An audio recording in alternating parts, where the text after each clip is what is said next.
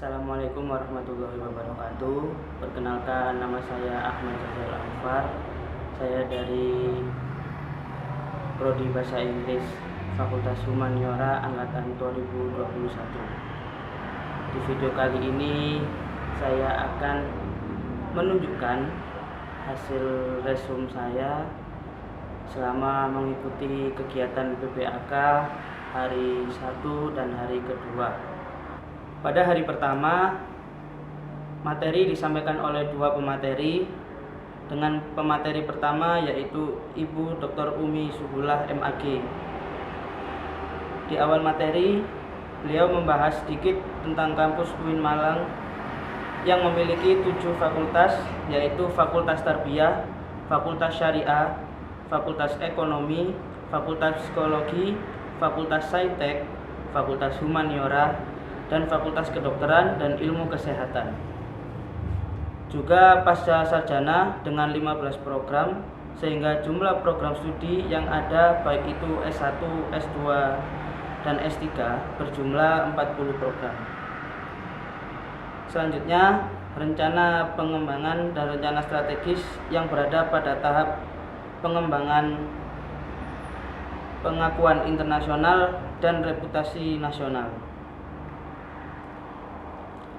Lalu UIN Maulana Malik Ibrahim Malang memiliki hampir 500 mahasiswa asing dari beberapa negara, dan juga UIN Maulana Malik Ibrahim Malang membuat dan merancang kurikulum berwawasan internasional dan juga memperbanyak program studi berverifikasi internasional.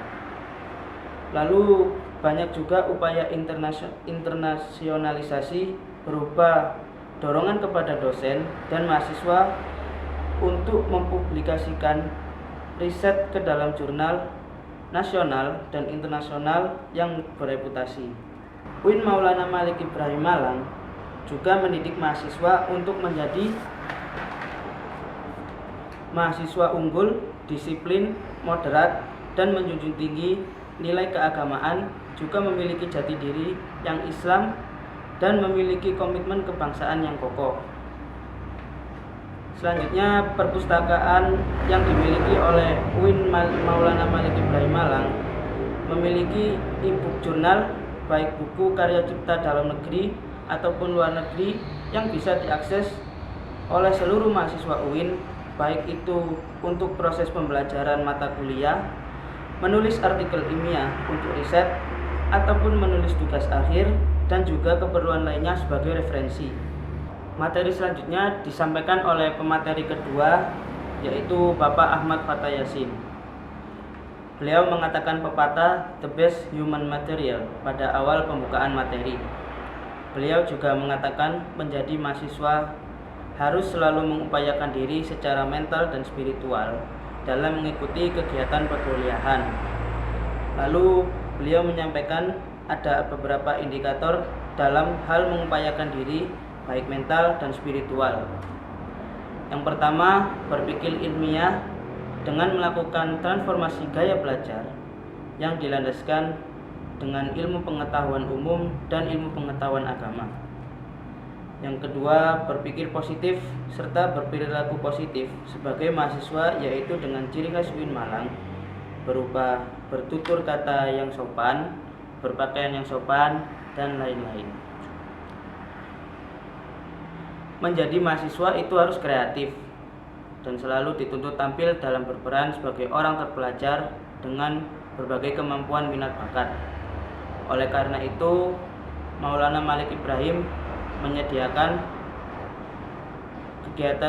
unit kegiatan mahasiswa atau UKM sebanyak 18 UKM. Karena hal tersebut diharapkan selain mahasiswa aktif dalam hal akademik, diharapkan mahasiswa untuk melakukan inovasi, karena kegiatan kemahasiswaan ini menjadi salah satu syarat kelulusan S1, yaitu mengumpulkan SKKM atau surat kredit kegiatan mahasiswa yang akan dicantumkan dalam surat keterangan pendamping ijazah dengan nilai minimal 250 poin. Dengan begitu, beliau menghimbau seluruh mahasiswa tidak hanya menjadi siswa yang kutu buku, karena kurang lengkap jika hanya menjadi mahasiswa yang hanya berkegiatan di dalam kelas tanpa adanya kegiatan di luar kelas atau berorganisasi. Serta apabila mahasiswa memiliki sesuatu mengenai kampus atau aspirasi yang ingin disampaikan, bisa melalui DEMA ataupun SEMA. Lalu apabila dari himpunan, harus melalui HMJ dan tidak boleh asal-asalan langsung menuju rektor.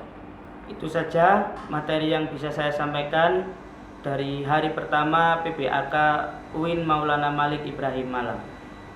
Apabila ada kekurangan, saya mohon maaf. Selanjutnya adalah hasil resum hari kedua PBAK UIN Maulana Malik Ibrahim Malang yang disampaikan oleh pemateri dari beberapa perwakilan unit kegiatan mahasiswa dan juga perwakilan dari DPR RI. Pemateri pertama disampaikan oleh Mas Ahmad Kuwait dari Fakultas Psikologi jurusan Psikologi selaku Wakil Ketua DEMA Universitas tahun 2021. Beliau membahas apa itu Dewan Eksekutif atau DEMA. DEMA merupakan organisasi intra-kampus yang merupakan lembaga eksekutif mahasiswa di lingkungan atau di level universitas. DEMA ada beragam lingkungan yang terdiri di lingkungan universitas dan lingkungan fakultas. Setelah itu turunan untuk lembaga jika pada himpunan mahasiswa jurusan ataupun himpunan mahasiswa prodi. Selanjutnya beliau juga menjelaskan fungsi DEMA yaitu sebagai pelaksana program organisasi. Selanjutnya beliau juga menjelaskan fungsi DEMA yaitu sebagai pelaksana program organisasi kemahasiswaan, yakni jika kampus berada di bawah naungan Kemendikbud menggunakan istilah BEM atau Badan Eksekutif Mahasiswa.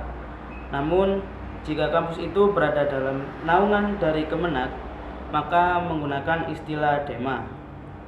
Hal tersebut terjadi karena sudah diatur dalam SK Dirjen 4961. Materi yang selanjutnya dibawakan oleh pemateri kedua, yaitu perwakilan dari SEMA mahasiswa.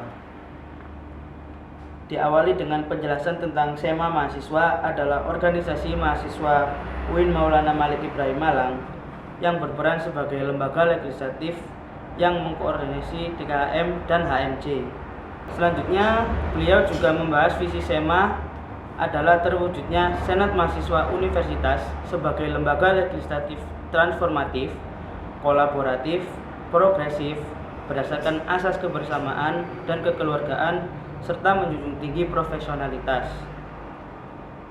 Yang ketiga adalah fungsi SEMA, ada 4, yakni advokasi, legislasi, pengawasan, dan penganggaran. Dilanjut dengan penjelasan tugas SEMA, yakni mengawasi dan mengontrol DEMA Universitas, memberikan persetujuan kepada setiap kegiatan-kegiatan yang akan dilakukan oleh DEMA Universitas, memberikan pengesahan setiap laporan pertanggungjawaban setelah agenda atau kegiatan tersebut, memfasilitasi aspirasi mahasiswa UIN Malang dan menyalurkan kepada pihak yang bersangkutan, mengawasi setiap kebijakan yang diambil oleh DEMA Universitas, merancang dan menetapkan peraturan organisasi UIN Malang, mengesahkan peraturan DEMA, menjadi mitra kerja DEMA, dan melakukan kebijakan organisasi kemahasiswaan. Selanjutnya adalah penjelasan Komisi SEMA. Yang pertama, Komisi Advokasi dan Hukum, lalu Komisi Organisasi, kemudian Komisi Administrasi dan Keuangan, lalu Komisi Informasi dan Komunikasi. Materi yang ketiga disampaikan oleh pemateri ketiga, yakni beberapa perwakilan dari UKM. UKM atau unit kegiatan mahasiswa adalah tempat dan wadah perhimpunannya mahasiswa dengan kesamaan minat bakat, hobi, kegiatan, dan kreativitas. UKM bisa dikatakan sama dengan organisasi atau ekstrakurikuler yang ada di lembaga sekolah. UKM yang ada di UIN Maulana Malik Ibrahim Malang terdiri dari banyak unit seperti seni religius, komus, junior, taekwondo, teater K2, simfoni, jepret klub, dan masih banyak lagi. Selanjutnya pemateri keempat dan menjadi pemberi materi yang terakhir disampaikan oleh perwakilan dari DPR RI Bapak Muhammad Hasanuddin Wahid yang bertema Kebangkitan Bangsa Menuju Indonesia Tangguh.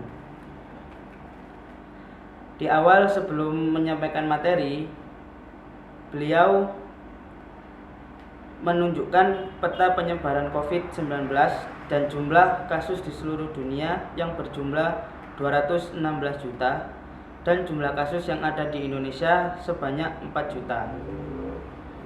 Beliau juga membahas kunci mengendalikan penyebaran COVID itu ada dua, yaitu mempercepat adanya vaksinasi bagi seluruh masyarakat sebagai penambah imun tubuh dan juga disiplin mentaati protokol kesehatan 5M. Lalu beliau juga menyampaikan dampak yang terjadi karena pandemi, yaitu penurunan di sektor ekonomi, melemahnya daya beli, dan angka kehilangan pekerjaan yang tinggi. Di sektor pendidikan sendiri, beliau mengatakan dampak yang terjadi antara lain yaitu putus sekolah, kekerasan pada anak, dan penurunan daya belajar anak. Lalu di sektor sosial, ada meningkatnya angka kematian dan juga angka kriminalitas yang tinggi.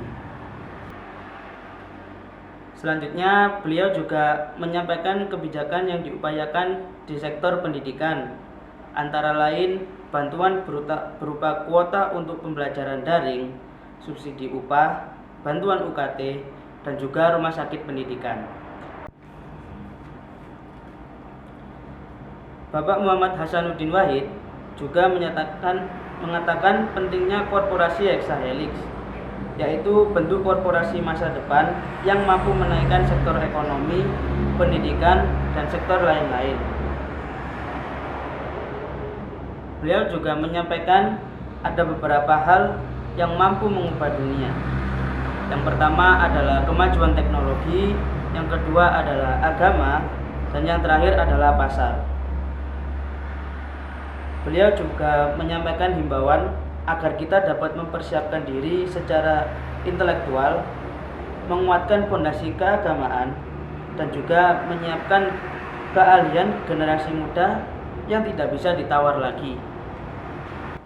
Selanjutnya adalah peran dan peluang UIN atau PTKIN, yaitu pengembangan teknologi digital, pengembangan sektor industri, dan pendidikan agama inklusif. Dan terakhir, beliau menyampaikan cara menjadi generasi yang unggul. Yang pertama adalah keagungan moral dan spiritual. Yang kedua, gandrung ilmu pengetahuan. Yang ketiga, memiliki digital quotient. Dan yang terakhir dan keempat, peduli terhadap sosial. Itulah catatan dari materi-materi yang sudah saya kumpulkan dan sudah saya jadikan resume. Apabila ada kekurangan poin-poin yang disampaikan oleh pemateri, saya meminta maaf. Assalamualaikum warahmatullahi wabarakatuh.